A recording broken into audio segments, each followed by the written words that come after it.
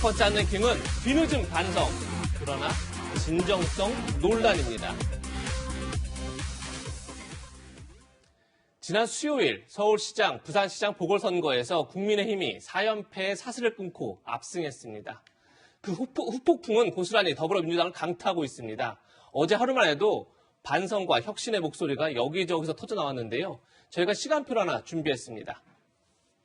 어제 오전 7시 30분 초선 의원 긴급 간담회가 열렸습니다. 그리고 오전 9시 반 2030 의원 기자회견 그리고 비대위와 첫 회의가 있었습니다.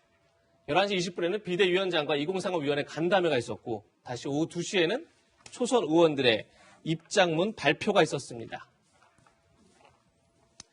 그럼 지금부터 하나하나 짚어볼 텐데요. 먼저 민주당 전체 의원 중 절반가량을 차지하는 초선 의원들의 입장문 내용부터 들어보겠습니다.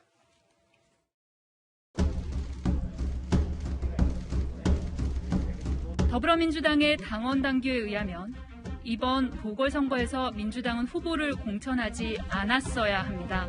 네, 어느새 민주당은 기득권 정당이 되어 있었습니다.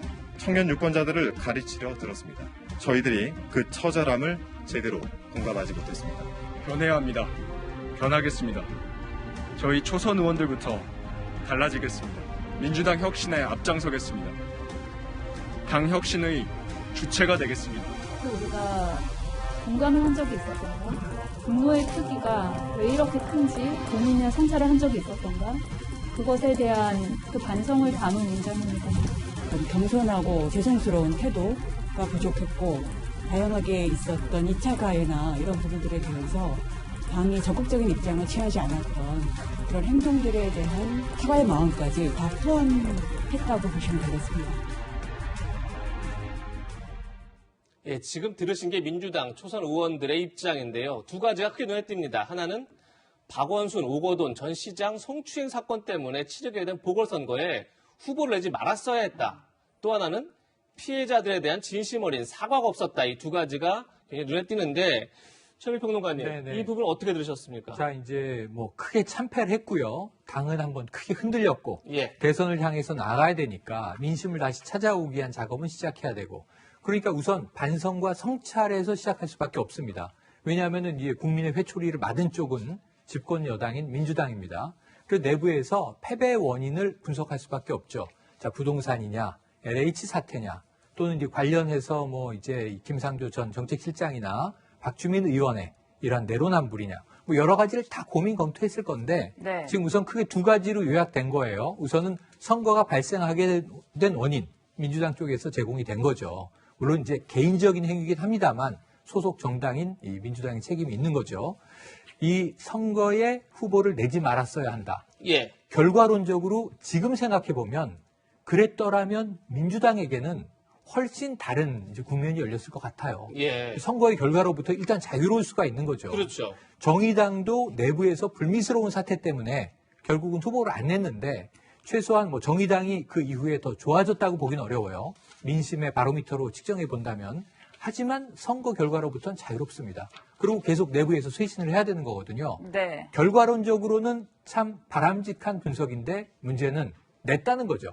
내지 말았어야 했는데 냈잖아요. 참패했고요. 그러니까 이것은 이제 이 뒤늦은 후회인데 그래도 원인 진단으로는 한번 해볼만 하고 그다음에 이제 이 진정어린 사과가 없었다. 이 부분은 지금도 사과가 있는지는 좀 다시 들여다봐야 돼요. 왜냐하면 선거 과정에서 최근까지 이 피해 호소인 3인방을 사퇴시켜달라. 박영선 후보에게 피해자가 기자회견으로 욕을 합니다. 예. 그런데 세 분이 사퇴는 하지만 본부장과 대변인에서는 그 다음에 선거에 활동을 안 했네요. 활동을 다 했어요. 그리고 그게 다 SNS에 남아 있어서 그렇죠. 네. 계속 문제가 됐었습니다. 그렇다면 이런 부분에 있어서는 진정어린 사과가 없었는가를 떠나서 최소한의 이 배제도 이루어지지 않았던 점, 이건 조금 더 철저하게 다시 한번 짚어봐야 될 것 같은데 저는 이 사과의 맥락은 맞다고 봅니다. 하지만 아직은 국민들에게 다 이것이 이해되고 전달되기에는 더 많은 시간, 더 많은 노력이 필요하다 이렇게 보겠습니다. 네, 앞서 보신 것처럼 민주당 초선 의원들 후보를 내지 말았어야 했다고 이야기는 하고 있지만 지난해 민주당에서 당원 당규까지 바꿔가면서 시장 후보를 낼 때에는 특별히 다른 목소리를 내지는 않았었습니다. 문재인 대통령도 당원 개정을 두고 이런 이야기를 했었는데요. 함께 들어보시겠습니다. 제가 당대표 시절에 만들어졌던 당원에는 이렇게 단체장의 규칙 사유로 이제 거리가 될 경우에 재보선에 후보를 내지 않는다라는 규정이 있었습니다.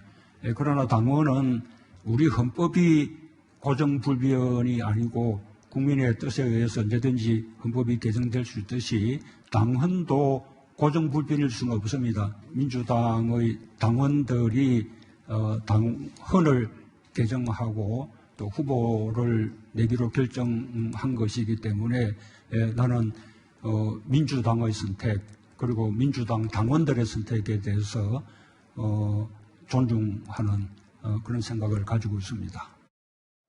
네, 위원님, 앞서 보신 것처럼 상황이 이렇다 보니까 일각에서는 이 민주당 초선들의 사과가 너무 늦은 것 아니냐, 혹은 진정성이 없다, 이런 지적들이 나오고 있어요. 늦었더라도 반성하고 사과한다면은 그건 받아들여야 되는 얘기죠. 반성과 사과가 없었던 것보다는 훨씬 낫죠. 다만 이제 아직 국민 전체의 입장으로서 완전히 신뢰할 수 없는 것은 그동안 사실 초선들이 앞장서서 청와대와 당 지도부의 어떤 전이라고 할까 아니면 수족이라고 할까 이런 역할을 해왔기 때문에 좀 더 지켜봐야 될 것 같고 어제 이제 쭉 지금 화면에 나오는 초선 의원분들 특히 2030 의원들 발표문을 보면은 성추행 문제, 2차 가해라든지 문재인 대통령의 인사 문제, 그다음에 위선과 내로남불 문제, 그다음에 조국 추미애 짚을 것들은 상당히 짚었어요. 네. 그런데 이제 초선 의원 81명, 특히 어제는 간담회도 한 50여 명, 이 초선 의원들이 뜻이 다 일치하는지, 어제 발표문에 다 일치하는지, 예를 들어서 청와대 출신 윤건영, 고민정 의원은 저게 동조하는 건가요? 그리고 이른바 검찰개혁에 앞장섰다는 김남국, 김용민, 황운하 이런 분들은 저 뜻에 동조하는 건가요? 아직은 좀 분명하진 않죠. 어차피 50명이든 80명이든 굉장히 많은 숫자입니다. 그래서 모든 초선 의원들의 뜻이 일치하지는 않을 거예요. 예. 일부는 새 지도부가 구성이 되면 아마 바람보다 먼저 몸을 눕히고 그쪽에 가담할 사람들도 굉장히 많을 겁니다.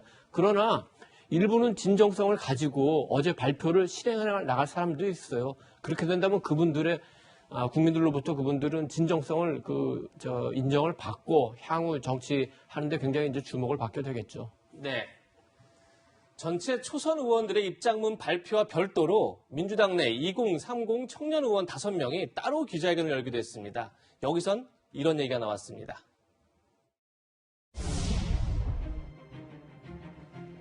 이번 재보궐선거의 참패 원인을 야당 탓, 언론 탓, 국민 탓, 청년 탓으로 돌리는 목소리에 저희는 동의할 수 없습니다.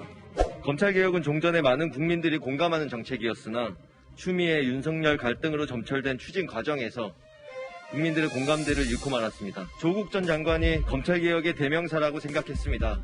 내로남불 비판을 촉발시킨 정부 여당의 인사들을 재산 증식과 이중적 태도에도 국민에게 들이대는 냉정한 잣대와 조치를 들이대지 못하고 억울해하며 몇 명의 일관해왔음을 인정합니다. 네, 그동안 당내에서 금기어에 가까웠던 조국 전 장관 사태, 그리고 추미애 전 장관, 윤석열 전 총장 간의 갈등 문제, 내로남불, 2030 의원들이 모두 다 꺼냈다 이렇게 볼 수 있을 것 같은데 류 변호사님, 네. 아마도 이번 보궐선거에서 2030에서도 크게 민주당이 졌던 것, 그 부분에서 굉장히 충격이 컸다 이렇게 봐야 될까요? 그렇습니다. 2030 청년 의원 5명이 따로 기자회견을 초선 의원들과 별도로 했고요. 예. 그리고 이제 제가 듣기로는 도종환 비대위원장도 따로 면담을 했다고 들었습니다. 그만큼 2030 세대들의 이번 분노 투표에 대해서 당이 가지는 경각심이 굉장히 크다고 볼 수 있는데요. 왜 그러냐면 2030 세대가 전통적으로 젊었기 때문에 좀 진보적인 경향이 있지 않습니까? 그래서 민주당의 지지층이었습니다. 그리고 이 2030 세대의 투표 성향이 단순히 그 2030 세대만 국한되는 것이 아니라 다른 세대까지 영향을 미쳐서 약간 전체의 투표 분위기를 이끌어가는 경향이 있거든요. 예. 그래서 2030 세대의 이 분노 투표 이탈은 민주당 입장에서는 굉장히 이제 심각한 문제라고 볼 수 있습니다. 그렇다면 2030 세대가 왜 이렇게 분노 투표를 하게 되는가 그 원인을 좀 짚어볼 필요가 있을 것 같은데요. 먼저 2030 세대는 경쟁에 대해서는 굉장히 친화적입니다. 하지만 경쟁이 굉장히 공정해야 된다는 그 공정성에 굉장히 방점을 찍고 있습니다. 근데 이번 이제까지 말씀 나눴듯이 조국 전 장관 사태라든가 LH 사태에서 위선과 내로남불, 불공정성이 두드러졌지 않습니까? 근데 그거에 대한 분노가 있었던 것 같고요. 또 하나는 뭐냐면 2030 세대는 이념과 진영에 구애받지 않습니다. 2030 세대는 개인의 가치, 또 자유, 실용 이런 가치들을 중심으로 굉장히 아주 현실적인 투표를 하기 때문에 기존에 이제 민주당이 해왔던 방식과는 좀 맞지 않았던 것이 있고요. 그 마지막으로 2030 세대는 권위가 위선적일 때는 특히 크게 반발하는 경향을 보입니다. 그래서 이런 부분들 2030 세대의 투표 성향이랄까요? 이런 것들을 잘 고려해서 민주당이 이제 개선 방향을 잡아야 될 것으로 보입니다. 네. 앞서 보신 영상에서 조국 전 장관을 검찰개혁의 대명사로 생각했다며 자성의 목소리를 낸 오영환 의원. 지난해 영입 당시에는 이런 이야기를 했었습니다. 함께 들어보시겠습니다. 모든 학부모들이 그 당시에 관행적으로 해온 그런 행위들을 너무 지나치게 부풀려서 보도되는 것에 대해 물론 허물이 있을 수 있습니다. 하지만 작은 허물조차 너무도 침소봉대하게 부풀려서 국민에게 많은 불신과 의혹과 그걸 심어주는 모습이 너무 두렵다고 해야 할까요? 네, 평론가님 함께 보셨지만 지난해 1월만 해도 이 조국 전 장관 사건을 두고 관행적으로 해온 행위들이 너무 지나치게 부풀린 점이 있다. 이런 취지로 답변을 했는데 좀 입장이 달라졌다. 저희가 이렇게 평가할 수 있을까요? 입장이 달라졌죠. 저 땐 이겼고 지금은 졌습니다. 지금은 왜 졌는지 원인 분석을 하다 보니까 저 때는 민주당의 기류는 오 의원만은 아니에요. 저 기류도 사실은 그때는 좀 더 전향적인 거였어요. 훨씬 더 강력하게 조국 전 장관과 그 일가 사태에 대해서 반검찰 대립각을 세우던 상황이거든요. 근데 저 표현은 어떤 거냐면 윤리적 문제는 있을 수 있다. 근데 이제 조국 전 장관 일가의 특수한 문제가 아니다. 기득권층에서는 다 이 자녀들을 저런 식으로 대학 보내는 관행이 공공연히 있어 왔던 것 아니냐. 거기에 속했기 때문에 윤리적 비판을 할 수 있지만 검찰의 과도한 수사는 무리하다라는 이 비판의 맥락이에요. 지난해에는. 근데 지금은 어떤 거냐 하면 사실은 또 지난해 12월에 정경심 교수가 징역 4년이라는 입시 비리가 다 인정이 되고요. 네. 사모펀드 문제도 일부 인정이 되고요. 이래서 이제 이 법적 판단을 내린 상황이다 보니까 국민들의 시각으로 보면 문제가 있었던 것 아니냐. 당시 민주당은 왜 그렇게 조국 가족을 싸고 돌았느냐 하는 게 비판이 이번 심판에 담겨 있다고 해석을 하고 있는 거죠. 네. 그러니까 입장 전환은 필요하다고 볼 수 있습니다. 그래서 그 입장 전환을 했고 이번에는 그러한 문제가 이번 패배의 원인이다. 따라서 국민들과 다른 결의 입장을 가졌던 것을 사과한다. 어찌 보면 지난해는 틀렸고 지금은 바로 잡겠다라는 의미거든요. 네. 그러면 그 이제 바뀐 것 자체를 우리가 비판하기는 어렵고 바뀌어야 하는 것이죠. 어떤 면에서는. 네. 그런데 오히려 지금 설명해야 할 것은 그때는 왜 그랬는가의 문제인데 지금도 그때의 문제가 남아있고 민주당 내에도 다른 결의 입장들이 있거든요. 그렇죠. 이것을 어떻게 조화롭게 만들 것인지 민주당 안에는 숙제가 크게 남아있습니다. 네. 최영일 평론가께서 바뀌어야 하는 것이다 이렇게 지금 규정을 해주셨는데 2030 의원들 바뀌겠다 이렇게 밝힌 상황에서 민주당 게시판 그리고 일부 커뮤니티에서는 이 초선 의원들을 비난하는 글들이 쏟아지고 있습니다. 지금 저희가 몇 개를 추려봤는데 초선들 관리 안 하십니까? 이런 글도 올라와 있고요. 초선들 왜 그렇게 살아요? 초선들 정신 차려요. 초선들 나가라. 그리고 이번에 좀 기자회견을 했던 5인방을 두고 초선 5인들 보니 다음 선거부터는 이라고 이제 말을 하고 있고요.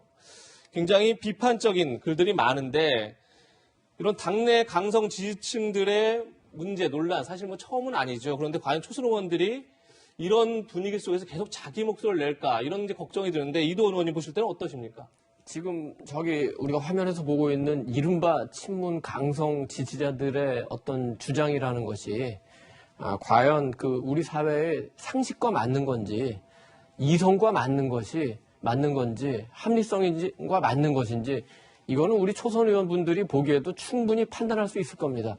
저분들이 과연 민주당의 자산인지 아니면 부채로 전락했는지 그 부분도 초선 의원들이 충분히 판단할 수 있다고 보고 이번 선거를 기회로 해서 우리 여당의 초선 의원분들, 야당 초선 의원분들도 마찬가지입니다.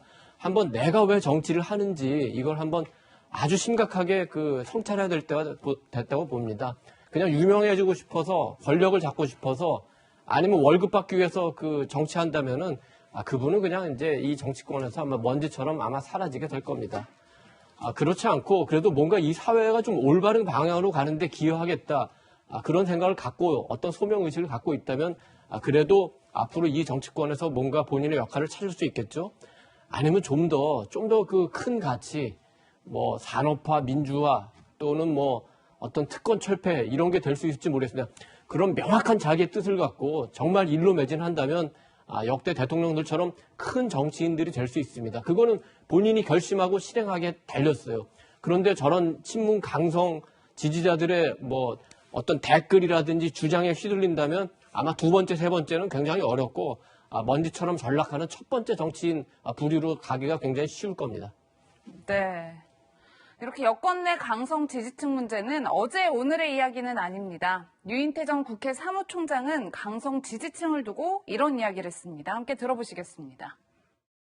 그동안에 쭉 해온 모습이 요 아주 강성 지지층의 요구를 받아준 거 아니에요, 전부. 그러니까 그러면 자꾸 떨어져 나가요. 그 사람들이 태극기 부대처럼 언어 폭력은 계속 되온 거 아니에요. 그러니까 중도가 밥맛 떨어지게 만드는 거 아니에요. 강성 지지층한테 요구에 다녀가지고는 희망이 없는 거죠. 네, 류 변호사님, 일단은 강성 지지층을 태극기 부대랑 비교하면서 굉장히 강도 높게 비판을 하고 있는데 어떻게 들으셨어요? 강성 친문 세력을 태극기 부대에 비유한 것은 사실 그분들이 실체가 어느 정도 있는지 모르겠지만 서로 들으면 기분 나쁠 이야기인 것 같아요. 근데 이제 어떤 점에서는 뭐 타당한 부분이 있습니다. 뭐냐면 이 강성 친문 세력이나 태극기 세력이나 이 두 양대 정당의 당내 의사결정을 주도하고 이끌어가는 세력들이라는 점에서는 공통점이 있습니다. 한국의 정당 정치가 좀 독특한 부분이 있는데요. 뭐냐면 이제 대부분의 선출직 공직자들을 양대 정당에서 배출하지 않습니까? 그런데 재미있는 것은 대부분의 우리 국민의 대표를 양대 정당에서 배출을 하는데도 불구하고 국민의 대부분은 정당의 당원이 아니란 말이에요. 정당의 주인은 당원이란 말이죠. 그 얘기는 뭐냐면 지금 당심과 일반 대중의 민심과 괴리될 수가 있다는 겁니다. 그래서 강성 친문 세력 그리고 태극기 세력은 각 당의 당심을 이끌어왔던 분들이기 때문에 그들에게 너무 경도되면 민심과 당심이 괴리되는 문제점이 발생할 수 있죠. 그래서 이번 선거 결과를 귀감 삼아서 민주당이든 국민의힘이든 이 당내 강성 세력이 주도하는 당심과 일반 상식 민심, 일반 대중이 주도하는 민심 사이에 조화를 꾀해야 될 과제를 안고 있습니다. 네, 당심과 민심 사이에 조화를 이루어야 된다 이런 말씀하셨는데 보궐선거 참패 책임을 둘러싸고 이렇게 갈등이 격화되고 있는 상황이죠. 그런 가운데 어제 처음으로 민주당 비상대책위원회 회의가 열렸습니다. 도종환 비상대책위원장의 일성 한번 같이 들어보시죠. 저희의 부족함이 국민께 크나큰 분노와 실망을 안겨드렸습니다. 그 무엇도 그 누구의 탓도 아닙니다. 모든 책임은 오직 저희에게 있습니다. 더 꾸짖어 주십시오. 마음이 풀리실 때까지 반성하고 성찰하겠습니다. 민심 앞에 토달지 않겠습니다. 변명도 하지 않겠습니다. 패배 원인을 신속하고 면밀하게 분석해 선거 백서에 빠짐없이 기록하겠습니다. 네, 도종환 비대위원장은 통렬한 반성의 일성을 내놨는데 도종환 비대위원장이, 그러니까 도종환 의원이 비대위원장을 맡은 것을 두고 민주당 내에서는 쇄신의 진정성이 없다 이런 쓴소리도 나옵니다. 그 목소리도 함께 들어보시죠.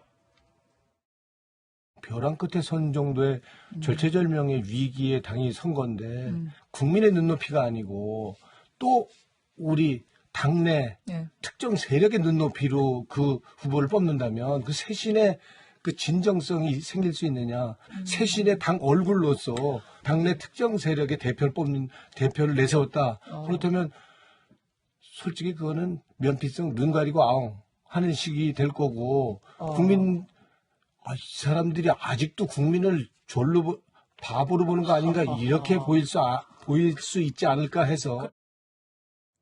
최영일 평론가님, 노웅래 전 최고위원은 이런 식의 비대위는 국민을 바보로 보는 거다. 이렇게 네. 굉장히 강하게 비판을 했어요. 맞습니다. 사실은 이게 결정되고 나와서 언론에 이제 찍혀서 보도가 됐습니다만 이게 쇄신이야 하고 소리치는 장면도 있어요. 예. 인터뷰에서는 좀 톤다운을 했지만 예. 국민이 졸이냐, 국민이 바보냐 이런 정도의 좀 격한 표현까지 등장을 했습니다. 그러니까 이게 지금 민주당 내 상황을 입체적으로 보여주는 장면이에요. 네. 뭐냐면 지금까지는 모두 민주당 내에 친문이 아닌 의원이 있습니까? 이렇게 얘기했거든요. 예. 친문이십니까? 비문이십니까? 다 친문이었죠.